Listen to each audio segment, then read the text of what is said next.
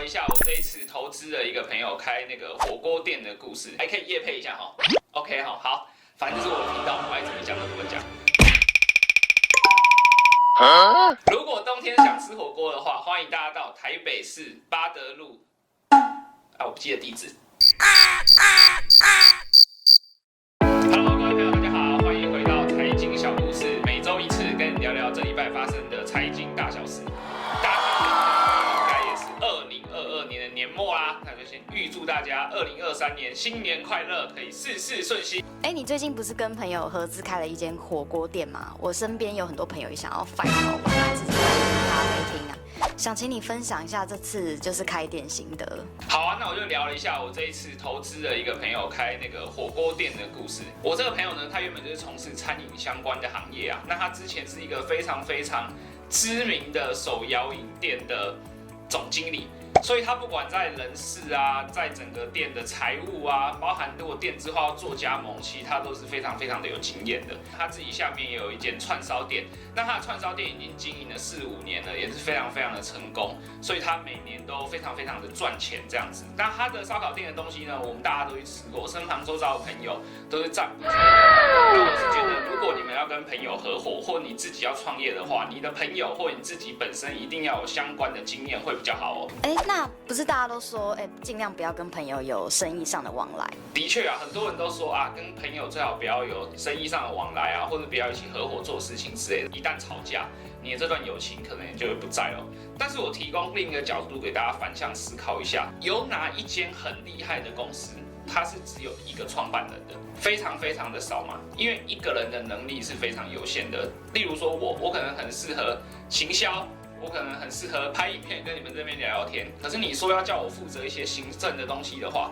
我的心思就没有那么细腻了。那一个好的公司，它必须是每一个面向都很成功的嘛，从产品，从之后的行销到销售，到店里面的行政，再到财务。那我觉得很难可以有一个人把这些东西全部兼顾起来啊，因为在初期的时候，我们并不可能每一个事情都请一个专门的员工，甚至请一个团队来负责，所以我觉得找一个好的合伙人是必须的。那因为像我们的方式呢，是我们当时候谈好说，我出多少钱，占多少股份，这些东西我们是已经全部都签合约了，我们并没有只做口头上的约定。那再加上我们连之后分润的方式，这间店万一赔钱，股东要负多少责任，其实我们一开始都已经把它讲得清楚了，而且都白纸黑字的把它写下来。那我汇款进去给他买公司股份的时候呢，我的金流也都把证明给留下来了。那我买完股份之后呢，他也立刻去经纪部那边做股东的变更登记。所以其实很多东西我从网络上我就查得到那个变更登记的资料啊。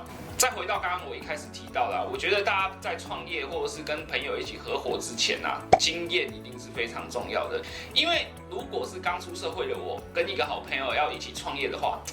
你说我跟那个好朋友要签合约吗？我好像也是签不太下去，因为很多时候碍于朋友的情面嘛。可是如果你们两个都是像我们一样，我跟我的合伙人其实出社会工作都已经10几年了。那我们这10几年的经验告诉我们，其实所有的东西口头约定到最后都很容易发生问题，有合约会比较好。那最重要的就是钱嘛，开店的钱要准备多少？那如果赔钱的话，就是可以撑几个月？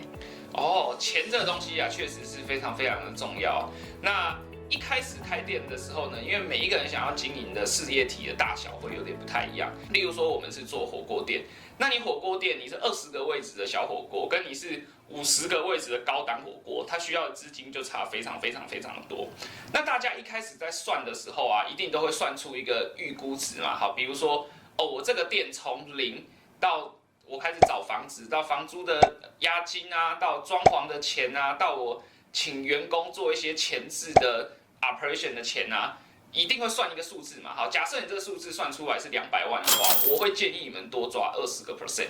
为什么呢？因为其实现在的原物料涨得非常的凶啊，就是你装潢的时候，你有可能装潢到一半的时候，你要追加一些费用。那你如果当初都把它算得很紧的话，那你是不是就有一些装潢你就没有办法做到你心目中想象的样子？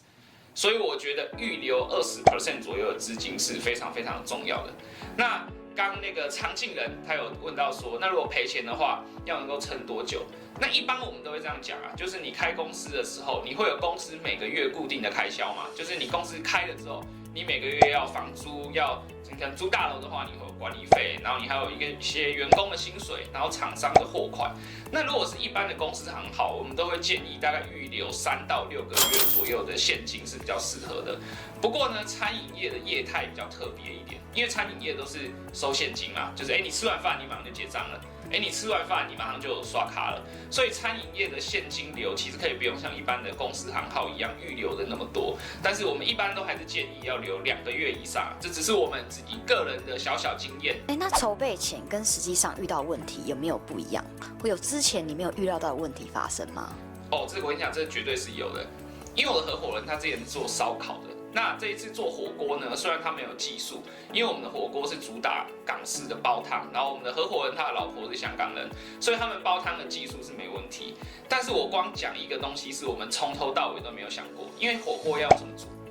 用电磁炉嘛，对不对？那我们一间店是不是会有非常非常多台的电磁炉？原本的电压它就不够用了，所以我们就要跟台电去申请新的电压。那因为申请新的电压，它其实需要时间的，而且你需要有那种合格的水电技师去跟台电做申请。我们就因为申请电压的流程，然后多花费了20天到30天左右的时间。所以我们等于就多赔了20到30天的房租。你要预留20% 的资金去应付这种突发状况啊，其实是非常非常非常的重要的。那这只是一个其中的小问题哦，我们想不到当初开店的时候想到的问题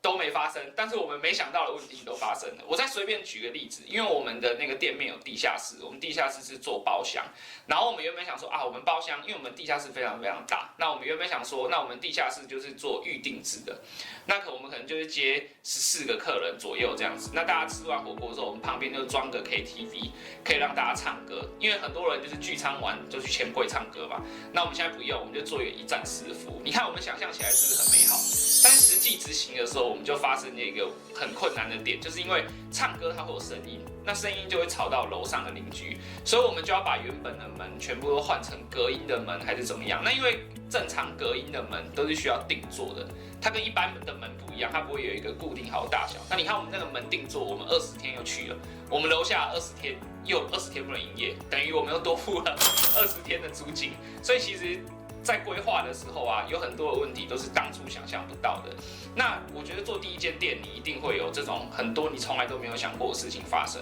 我们之后如果有办法做第2间或第3间，我相信这个问题会越来越少。那还是一样，就是为了预防这种状况的发生，预留资金绝对是非常非常的重要的。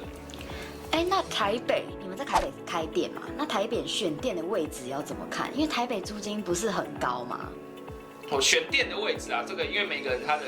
喜好不一样啊，那我只能就我们这次的经验跟大家做一个小分享。因为我们是做火锅嘛，而且我们又是第1间店，所以我们当时候选店的时候，我们就在找那种就是店面比较宽的。那店面比较宽，大家才容易看到说这个店里面是开什么东西这样子。那如果你的品牌是已经有名气的啊，或是你已经原本就有电商的服务，你现在只是要多一个实体店面的话，因为你们就可以从你们原本电商的会员来做导流，你们的店面可能就可以选在巷子里面，因为这样子的话，